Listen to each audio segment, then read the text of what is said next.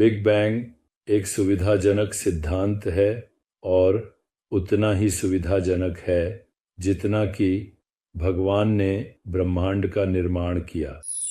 ब्रह्मांड का रहस्य उस प्राणी द्वारा नहीं सुलझाया जा सकता जो अनंत के कबाड़ खाने में एक छोटे से धूल के कण पर रहता है। हम सोचते हैं कि हम सब कुछ जानते हैं, जबकि वास्तव में हम कुछ भी नहीं जानते।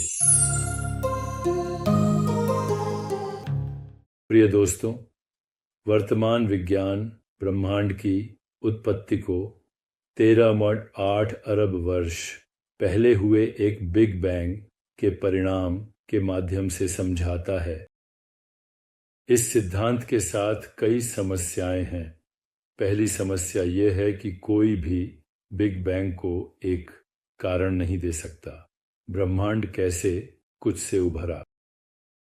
ऐसे समय होते हैं जिन्हें प्लांक युग कहा जाता है, जहां भौतिकी के कोई नियम नहीं होते। यह एक बहुत ही छोटा समय होता है, 10 की शक्ति 43 सेकंड। फिर कॉस्मिक महावृद्धि है, जहां ब्रह्मांड हर ट्रिलियन के ट्रिलियनवें सेकंड में 3 गुना बढ़ गया।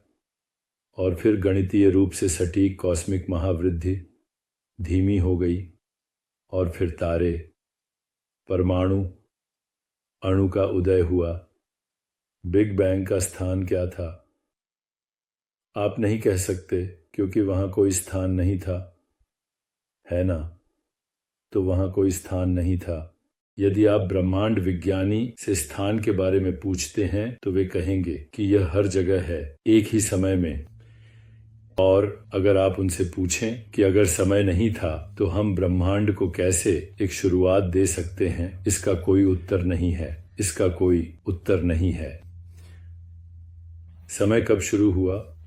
खैर, पृथ्वी पर एक जीव के दृष्टिकोण से, जो केवल 200,000 वर्षों से एक जानवर के रूप में विकसित हुआ है। यह एक ऐसा दृष्टिकोण है जो अवलोकन, प्रयोग, सिद्धांत और मान्यता से आता है। लेकिन अवलोकन कभी भी आपको यह नहीं बताता कि अवलोकक कौन है या क्या है। अवलोकक कहाँ स्थित है? किसी विशेष स्थान पर, समय स्थान में अवलोकक को नहीं पाया जा सकता। तो सभी माफी के साथ, बिग बैंग एक सुविधाजनक सिद्धांत है और उतना ही सुविधाजनक है जितना कि भगवान ने ब्रह्मांड का निर्माण किया। ब्रह्मांड का रहस्य उस प्राणी द्वारा नहीं सुलझाया जा सकता जो अनंत के कबाड़ खाने में एक छोटे से धूल के कण पर रहता है।